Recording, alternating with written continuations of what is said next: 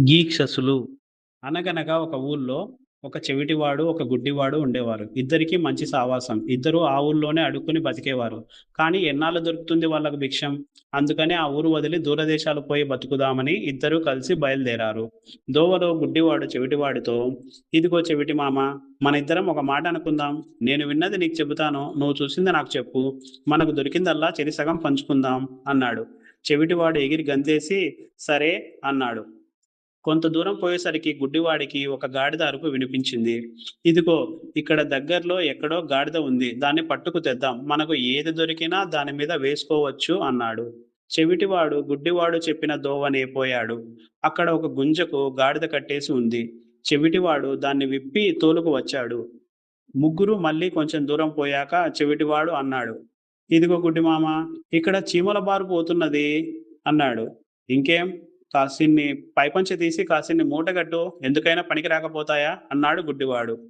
ఇంకా కొంచెం దూరం పోయేసరికి చాకలివాడి బాన కనిపించింది. దాన్ని కూడా తీసుకుని గాడిద మీద కట్టుకుని బయలుదేరారు.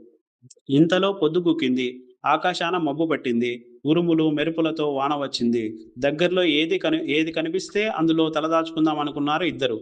అలాగే కాసేపటికి పెద్ద మేడ కనిపించింది. "అదిగో పెద్ద మేడ" అన్నాడు చెవిటివాడు. "అయితే నా చేయి పట్టుకు నడు. నా చెవులు ఉరుములకు పగిలిపోతున్నాయి" అన్నాడు గుడ్డివాడు.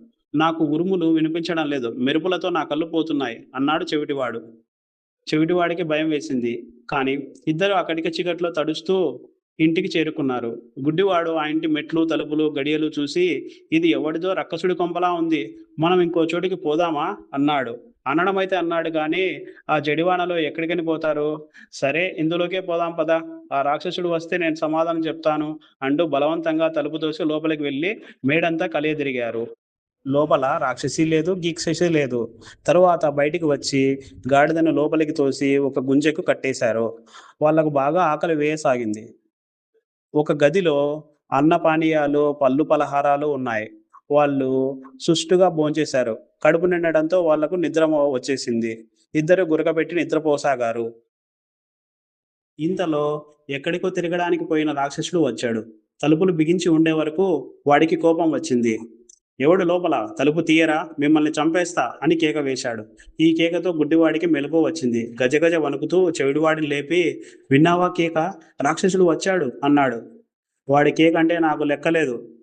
నువ్వాగు, నేను జవాబు చెబుతాను" అని చెవిటివాడు రాక్షసుడిని దబాయించాడు. "ముందు ఎవడివోయ్ నువ్వు? హాయిగా నిద్రపోయే వాళ్ళని నిద్రలేపుతావు" అన్నాడు.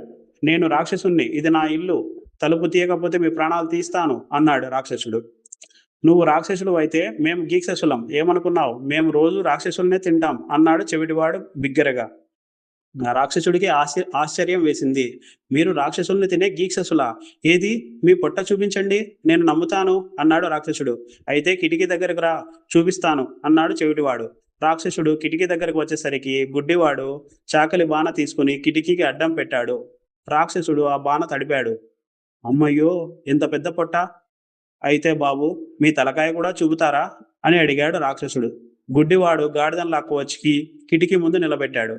రాక్షసుడు గాడిద తల తడిమి చూసి బాబోయ్ అనుకున్నాడు లోపల. కానీ బయటికి కనిపించకుండా, "బాబు, మీ అరుపు కూడా కాస్త వినిపిస్తారా" అని అడిగాడు. గుడ్డివాడు మూటలో ఉన్న చీమలు తీసి గాడిద చెవిలో పోశాడు. గాడిద తల అల్లాడించి బిగ్గరగా చెవులు పగిలిపోయేటట్టు ఓండ్ర పెట్టింది. పాపం రాక్షసుడికి హడలు పుట్టి ఆ అర్ధరాత్రే అక్కడి నుంచి పారిపోయాడు.